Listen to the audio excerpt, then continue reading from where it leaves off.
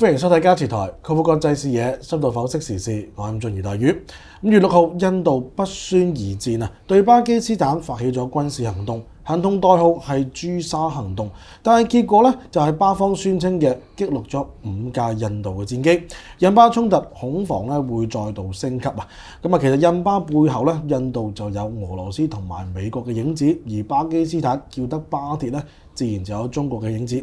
同時咧，國家主席習近平亦都喺5月9號訪問俄羅斯。今集我哋講習近平印巴加持。首先，等我介紹今集嘅嘉賓先。香港城市大學客座教授陳鳳翔博士。大家好，我係陳鳳翔。資深傳媒人黃善勇先生。大家好，我係黃善勇。喺節目開始之前，提大家記得訂閱家詞台，留言、讚好同埋分享俾你朋友知道。勇哥啊，你覺得今次嘅印巴衝突啦，為世界嘅地緣政治格局帶嚟咗乜嘢影響啊？5月7號咧凌晨咧，印巴之間嘅一場激烈嘅空戰咧，其實帶來好多意外。其中一個意外咧，就係令到咧去咗俄羅斯莫斯科參加呢個慶祝蘇聯戰勝法西斯80週年慶典閱兵嘅我哋國家主席習近平。因為我覺得咧，佢今次咧面對呢個巴基斯坦對印度呢個6-0呢個戰果咧，佢其實咧行路都係更加有風嘅。咁啊，另外一個意外咧，就係今次呢個空戰咧，狠狠地打咗幾個大國嘅嘴巴。首先第一個法國，第二個咧就係俄羅斯，第三咧就係中東小霸王呢個以色列。因為咧今次擊落嘅呢幾架飛機咧，涉及呢3個國家。首先咧最冇面咧係法國嘅呢個陣風嘅戰機，呢個所謂4代半嘅戰機咧，竟然咧喺中國呢個殲10 CE， 我點解強調要 CE 咧？因為呢個出口型好多人都講錯咗，係殲10 C 係錯嘅，應該殲10 CE 係我哋出口版嘅戰機嚟嘅。咁好多人嘅解釋都係話出口版可能係渣少少嘅，即係我哋自己用可能更加堅嘅。即係我係從呢個角度想強調呢一點嘅。另外咧，中國今次亮劍嘅幾種武器咧，可以話喺國際市場上咧就係一登龍門，即係令到咧大家咧眼睛咧為之一亮。其中咧係咩嚟嘅？包括頭先講嘅殲10 CE 呢個出口型嘅戰機，第二咧就紅旗9嘅呢個防空導彈系統，第三咧就係空對空導彈呢個霹靂15。呢3個武器咧，可以話咧已經令到相關嘅軍工企業嘅股票大漲。其中成都呢個飛機工程公司嘅股票咧，就一日之間升咗16%，即係呢個係好輝煌嘅成績嚟嘅。另外反觀咧，法國呢個生產呢個陣風戰機呢個4代半戰機，俾人擊落3架嘅呢間公司咧，達蘇公司咧個股票跌咗1.7%，即係都係非常之冇面嘅。據講咧，馬克龍咧漏夜打電話俾莫迪，叫莫迪咧千祈唔好再俾陣風戰機咧升空同巴基斯坦空軍對戰嘅，因為而家咧其實喺印度手頭咧，即係36架擊落3架咧，仲有33架嘅戰機，其實都幾貴下嘅。一架戰機咧，據講咧，印度咧都係做咗呢個老襯嘅。一架戰機咧，其實市價係1.5億歐羅，但係據講咧，印度咧同呢個法國咧呢個買嘅價錢咧，一架係2.3億嘅美元，即係可以話咧係俾人揾老襯嘅。但係呢個都係佢抵死啦，唔使講啦。咁另外咧，今次仲有一個亮點咧，就係呢個莫迪咧原本都要去到莫斯科嘅，即係去出席呢個今次嘅閱兵儀式。咁可能佢突然間夜晚收到呢個印度神婆嘅提示咧，所以佢後尾就話唔去啊。咁可見咧，佢可能都知道啲鑊非常之結塔塔嘅，即係喺空戰之中輸得好冇面㗎啦。咁今次咧，我覺得咧空戰之所以成功咧，係中國對呢個整個武器系統咧係進行一個全新嘅更新同迭代。即係其中一個最大嘅戰術咧，好多人都唔知嘅，係中國利用咩戰術咧？就係用紅旗9嘅雷達去鎖定所有嘅印度機場準備起飛嘅戰機嘅位置，然之後將相關信息咧就俾咗呢個升空攔截嘅殲10 CE 戰機嘅呢個雷達系統，進行一個相關嘅戰術平台嘅契合。所以咧喺超視佢嘅情況之下，就印度戰機都未出手之下，印度飛行員咧從蒙查查之中已經俾人擊中咗，已經係要急急地跳傘逃生。陳博士啊，今次咧巴基斯坦空軍打出6-0嘅戰果咧，你覺得背後成功嘅原因係乜嘢？今次嘅戰爭亦都令到我咧同好多朋友咧認識咗戰爭上一啲名詞或者相關嘅用語，以至中國嘅厲害。啱啱勇哥所提到嘅4代半戰機，同大家分享下咧咩叫4代半，或者咩叫4代或者5代。4代用簡單嘅表達比較平常人可以明白咧，就係一個戰機。4代半咧就有呢個好叻嘅雷達可以偵測到嘅。如果去到5代，仲甚至可以隱形。嗱，呢個隱形唔係話我睇唔睇到你，而係話喺雷達上可唔可以發現你。咁當然呢個係牽涉到咧今日所用咗好多次嘅討論，就係稀土。一架5代嘅隱形戰機用嘅稀土係要好多。中國喺美國嘅貿易戰上面，中國就已經將稀土嘅出口咧控制咗㗎啦。而且近日仲加強咗呢一個監控監測，即係話你偷運得唔得呢？去個第3個國家運去得唔得呢？其實已經越管越嚴，即係等於美國嘅第5代戰機係交唔到貨㗎啦。咁只要依賴翻第4代戰機，可以咁講啦。用嗰實題嘅4代半戰機都好勁㗎，好犀利㗎，但係交鋒之下發覺有問題啦。因為今日嘅雷達，中國嘅發展係高於西方嘅一切啦。我哋睇翻個資料顯示咧，喺呢一個叫雷達偵測咧，原來喺戰機上面有再分種類嘅，仲有一種叫做預警機。咩叫預警機呢？今次能夠打贏呢場仗，除咗講戰機之外，預警機嗰個表現，預警機嘅作用咧好緊要。飛機之間飛，預警機原來更加早之前咧可以鎖定對方目標。雷達可以偵測到天空上好多嘢，但係如果戰機低飛嘅時候就偵測困難嘅。通過預警機低飛嘅都可以揾得到。咁但係今次嘅預警機又係中國嘅表現好突出嘅，而喺法國嘅咁出名嘅軍事上，結果表現完全唔夠中國力。去到佢有幾遠呢？係講緊100公里至200公里都搞得掂。我揸車會知道咩叫100公里啦。1小時開100公里係講1小時嘅，所以如果你用音速嘅速度會好快，而且個距離係講緊車行1小時嘅距離、2小時嘅距離，可以反映翻今日嘅戰爭係可以去到咧幾高科技。明白咗原來要協調嘅戰機同預警機，但係發現到印度就買咗好多嘢啦，買咗包括法國啦，買咗唔同國家嘅俄羅斯，但係協調係點協調呢？預警機收到嘅資料點話俾戰機知呢？點話俾地面知呢？原來今日出現咗一個問題，好緊要嘅，就係法國同埋俄羅斯等唔同嘅戰機嘅系統呢係溝通唔到嘅。即使你攞到資料，人哋接收唔到，結果你就被捱打啦。巴基斯坦呢方面竟然出現嘅現象係好協調喎，咁所以除咗你能力之外，你嘅協調係成為第2個戰勝與否嘅地方。咁世界上西方好多高級嘅軍事設備，但係都需要咧唔同之間嘅協調。今日中國基本上喺各方面都可以自己做到。要注意，其實個背景亦都係多謝美國嘅。中國成立之後出現過冷戰，出現過禁運，禁係禁乜嘢呢？包括軍事上，到今日都冇解禁。於是中國唯有全方位自己發展。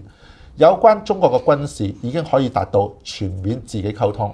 喺呢一個西方呢，你只能夠話我嘅飛彈買呢個國家，飛機買另一個國家，甚至探測儀器買第3個國家，最終得到嘅答案，原來法國或者美國係冇完全開放有關嘅溝通信號，保留自己一定程度上嘅叫做機密，導致到你嘅戰爭點可以打得贏呢？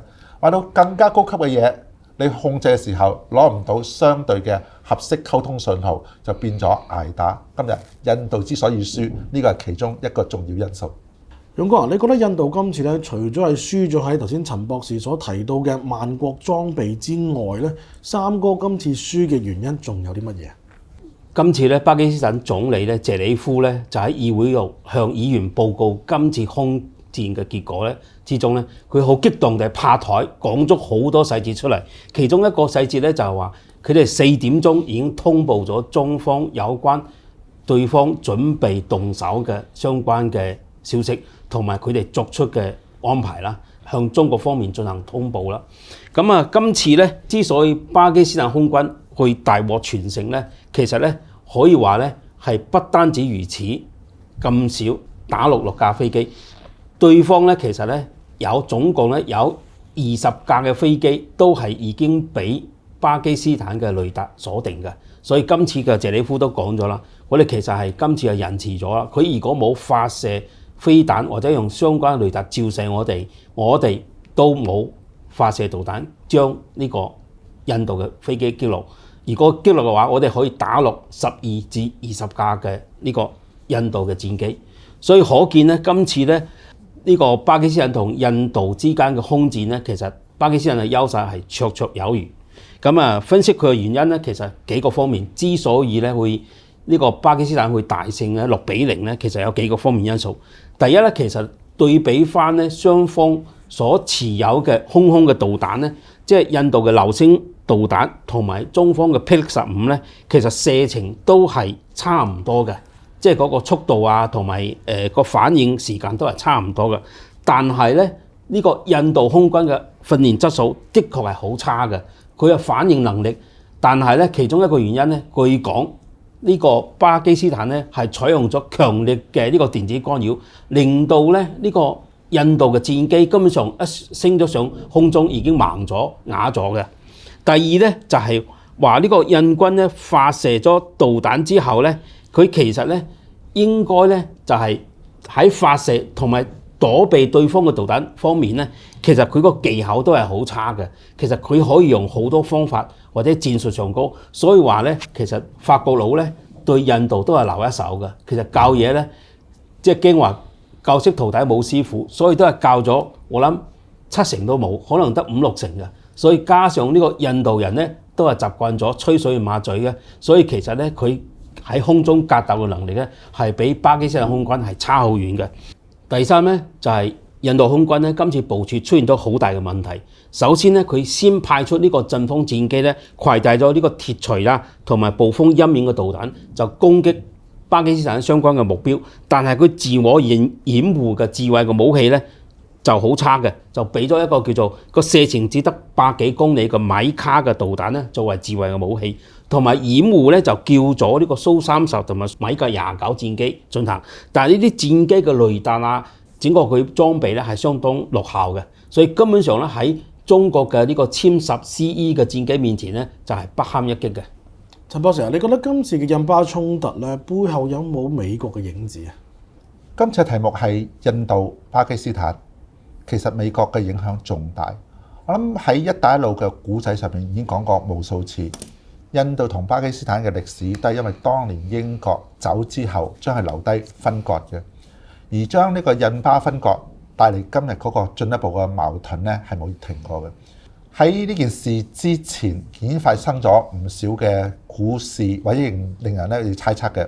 留意翻中國同巴基斯坦關係非常好嘅，巴鐵用得巴鐵係好緊要啦。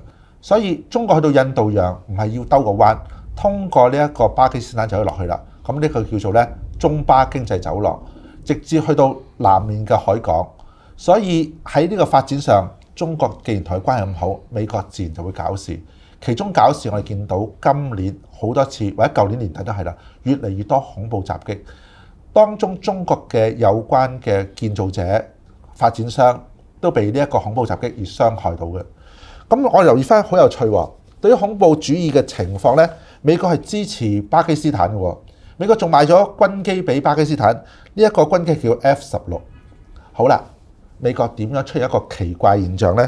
喺今次襲擊之前嘅冇幾耐時間係非常短嘅，喺4天襲擊之前，副總統曼斯就訪問咗呢一個印度，而印度好奇怪冇乜特別嘅公佈，但係所有嘅行為都好奇怪。而喺呢一個印度巴基斯坦交界北面嘅地方，呢個就係今次出事嘅叫做克什米爾。克什米爾又發生咗恐怖襲擊，未公佈具體嘅資料，印度就直指巴基斯坦，跟住又發生一個咧多年來幾十年來嘅大規模嘅角力，甚至叫做出動戰機，可以反映翻究竟美國有冇關係呢？大家仲要注意多一個事實背景，賣咗 F-16戰機俾巴基斯坦，竟然就喺呢件事之前，美國話咗巴基斯坦唔準用佢飛機，賣咗嘢唔準用。你有冇聽過？你買咗部車，車嘅公司話唔準你用啊？原來美國長臂管轄，不單止喺金融上，喺軍事上完全做得到嘅。佢只要用一個方法，搖情鎖定，鎖死咗你個戰機擺喺度，就算你有自己嘅機師，但係美國可以令到你起飛唔到。買就買咗好多軍火，而美國亦都主動封殺咗你呢方面。今次話就話咗美國對恐怖主義係支持巴基斯坦嘅，但係呢個係過去嘅歷史。今次巴基斯坦出現咗呢個恐怖主義咧，美國完全企喺印度一方，所以反映翻大國嘅國力，美國嘅影響係好深遠。而美國點解同印度走到咁 close 嘅關係呢？我哋睇翻最少有兩方面：一，國際貿易協議，印度好似乎得到美國多方面嘅特別遷就，所以對全球嘅貿易制裁、貿易嘅關稅，印度好似係得到豁免或者叫做減低壓力。第二，留意翻啱啱舉行嘅金磚國家會議，金磚就包括俄羅斯、中國同埋印度。印度喺裡面所扮演嘅角色到底係乜嘢呢？成為一個議團，因為5個國家包括南非同埋巴西，每次會議呢一個財長會議都有會後聲明嘅，今次就冇咗啦。而時間亦都喺呢個咧叫做美國公布全球嘅關稅協議之下，所以反映翻印度呢件事絕對唔係印度咁簡單。美國喺全球售賣軍火，亦都帶嚟一個好明顯嘅往後嘅恐怖事件。買係買咗，唔等於買得到。不過我會用另一個表達去幫助咗中國喺軍火上面嘅出售，成為更加明日之星。買美國係冇保障，買美國係會被鎖死嘅。咁所以你應該買邊個國家嘅軍火就好清晰。所以美國係今次幫助中國推銷軍火嘅最主要嘅幕後功臣。